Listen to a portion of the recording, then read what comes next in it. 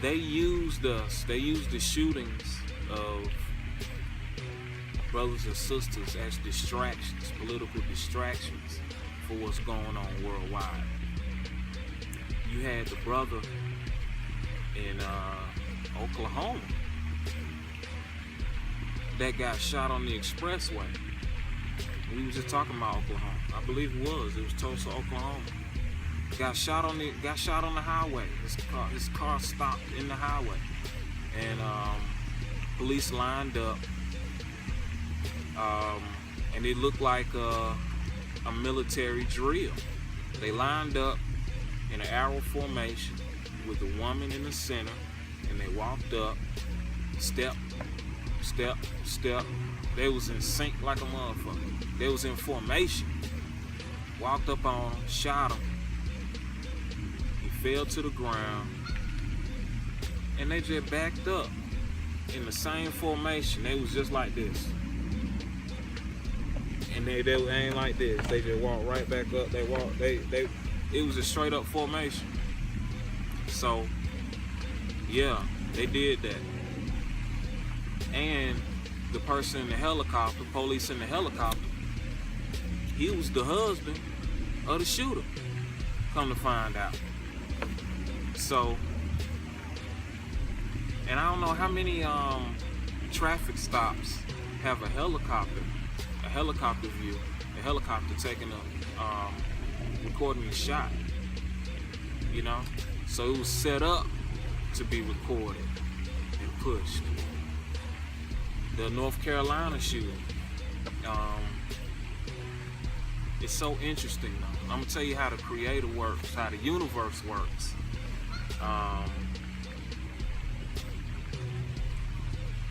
It's funny, but it's not funny.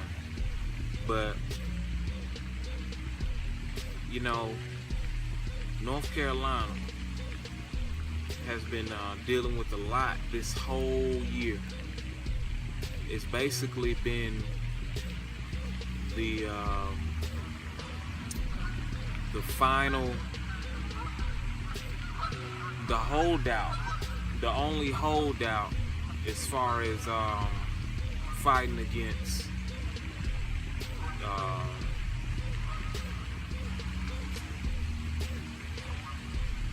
transgender issues. When they held off from, when they was like, okay, we not gonna pass this law, you know, they caught hell from North Carolina, the NCAA, the NBA, all of these folks, the All-Star game, NBA All-Star game, and they say they weren't gonna have it there, so the state lost money. North Carolina is racist as hell, just like every state is, but they had a controlled situation where they say, okay, we're gonna have a black metropolis, and we're gonna model it like Atlanta. You know, I'm not saying that they modeled it like Atlanta, but they said we like what Atlanta doing as far as the blueprint, having a major metropolis, black city as the capital, and really being kind of liberal as far as letting black folks get some shine, you know? So that's what North Carolina was. That's what Charlotte was. Charlotte had become what they call Atlanta's sister city. So Charlotte is a slick Atlanta. It's a smaller version of Atlanta. So they've been fighting the transgender thing, you know? As far as the bathrooms is concerned. What's up, my brother? How you doing? All right. So they've been doing the transgender thing, you know, fighting that or whatnot, and they was definitely on some shit lists. They was on some shit lists. All right, somebody's shit list, the state. Now it's ironic that you had that shooting in North Carolina where the brother got shot. Another horrible shooting where when you see it, the brother's backing up Don't even look like he had a gun. And yeah, they shot him. It's a right to carry state in North Carolina, but he didn't even have a gun. From the video, you didn't see no gun. So they shot the brother. They say he was handicapped, you know. You had witnesses on the scene. Well, first they came out and said a black man did it. A black cop. It was a black cop, but actually it was a white cop. And they showed the white cop in the video shooting the brother. So yeah, you had him go down. Unjust, horrible, terrible. We all know this. You know. And the city straight bucked, and which they should have. They should have bucked. They should have totally bucked, you know? But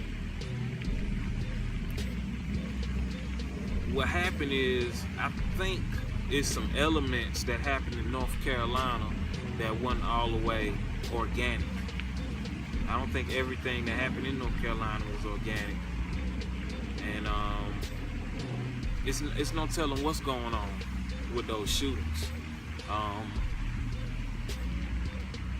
So, not saying that the brother didn't die legitly, but I don't know what's happening with the police and why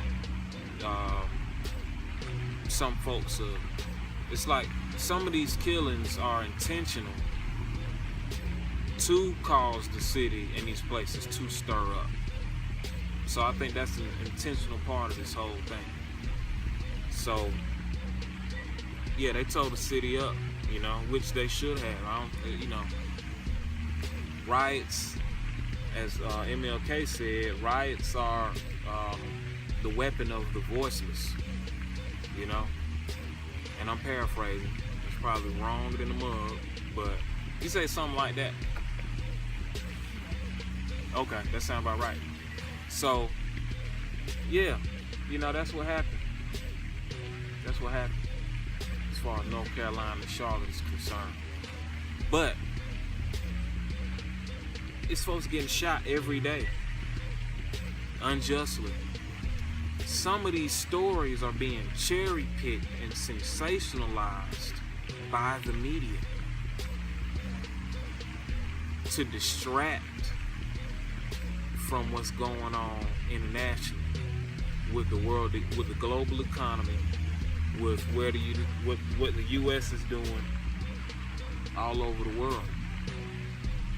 So they use these black killings to have us only focus on the black killings, which we should be focused on, definitely. But you gotta understand that the media is trying to sensationalize and exploit our death for dubious reasons. You know, they're exploiting us. And then when something happens in these cities, they don't go back and visit. You know, they don't go back and see what's up and follow up with the case. You know?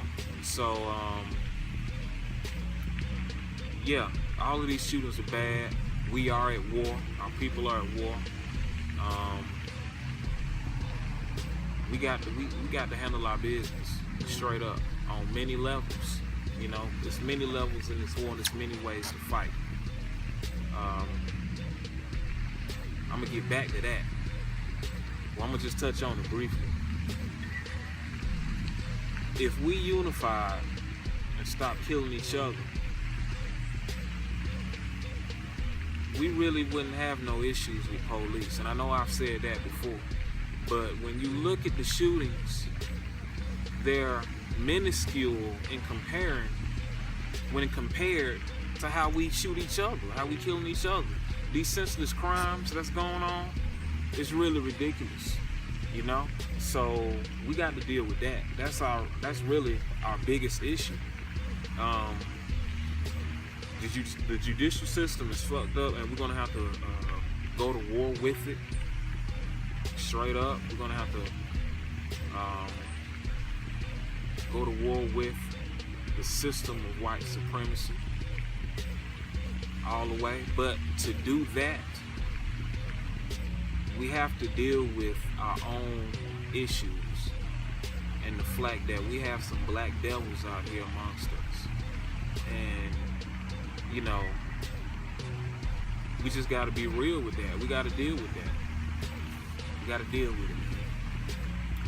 There's some black folks out here that are basically Black Klan, you know? And I want to say this. If you're calling yourself a savage, you know, it's okay to have titles, but if you're representing that, you basically saying, yeah, a motherfucker can put me down like a dog in the street. Remember, Hillary said we have to bring those super predators to heel. She was basically calling young black men dogs, calling them super predators, calling them animals. So if you're calling yourself a savage, you're basically saying, yeah, we do need to we do need to be shot down in the street like dogs. Don't represent that.